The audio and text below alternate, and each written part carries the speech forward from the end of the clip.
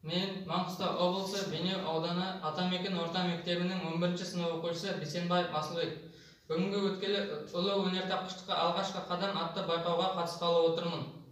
Байқаудың мақсаты оқушыларға ғылым мен техниканың әртүрлі өнертапқыштық зерттеу жұмыстарына тарту. Мен автокөліктің қолданыстағы модельдерін әзірлеу саласындағы техникалық құрастыру бөлімі бойынша жол таңдамайтын көлік жасап шығардым.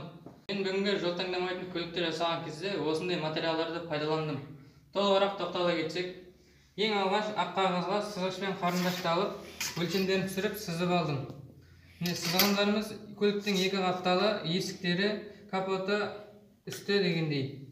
Осы сызылған өлшемдерді кеңсе пышағымен кесіп алдым. Кеңсе пышағын кесіп болған соң ПВХ материалына өлшемдерін түсіріп, қайта кеңсе пышағымен сызғышты пайдаланып өлшемдерін кесіп шығардым. Ал содан соң оны ыстық желіммен желімдедім. Ыстық желіммен желімдегенде тоққа байланысты мұқият болу керек. Содан соң оны тегістеуішпен ыстық желім кеуіп қатқан соң тегістеуішпен қисық болған жерлерін тегістеп алдым. Тегістеген соң көлікте қойдым. Содан соң оны көлікте орнынан қозғалтып, яғни жүргізу үшін бізге мотор, батарея дегендей керек болады. Біздің батареямыз 9 вольттық төртбұрыш болып табылады. Оның басы плюс минус. Содан соң қозғалтқышымыз және олда негізгі керек материалымыз болып табылады. Бұл қозғалтқыш көлікті орнынан жылжыту үшін керек. Содан соң біз бұны пультпен жүргізетін болғандықтан оған миы керек болады. Және пультпен жүрудің негізгі керегі ажыратқыш. Ажыратқыш болмаса көлігімізге қауіпті болуы мүмкін. Және бізге керегі проводтар, және осы проводтарды жалғау үшін бізге таспа керек болады. Содан соң барлығын жалғап болған соң біз оны бұрандамен қатырамыз. Бұрандамен қатырып болған соң көлігіміз жобасы келіп дайын тұрады. Содан соң оны астына барлығын баллондарын қойып орнатамыз.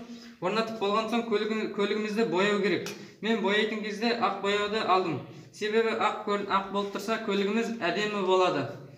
Ақ бояуымызды sepкен кезде бұл кемінде 12 сағат тұрады. 12 сағатта дәл болып кеуеді. Ұлы өнертапқыштыққа алғашқы қадам атты байқауға жасаған жол таңдамайтын көлігімді таныстырып өтейін.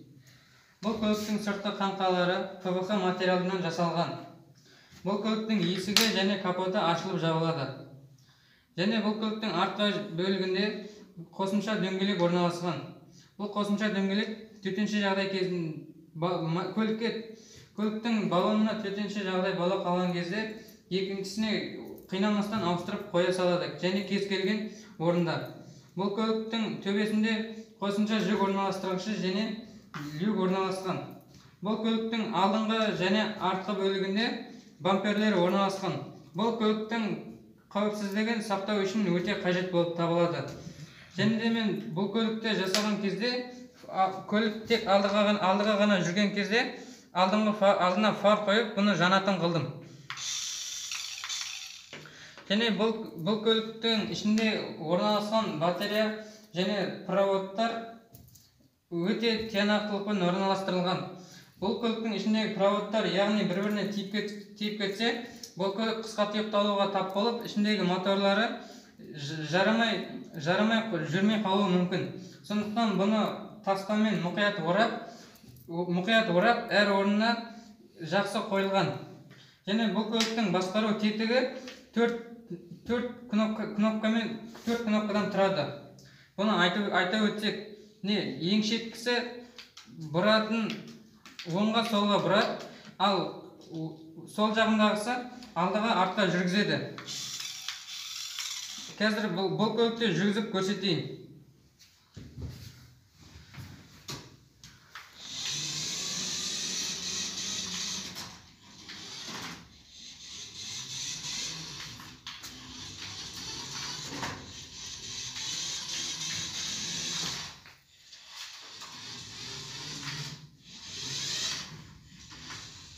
Бұл көлік кез келген жерде, яғни жол таңдамай, кез келген жерден жүріп өтуге арналған. кез келген жерде жүруге арналған көлігімді жүргізіп көрсетейін.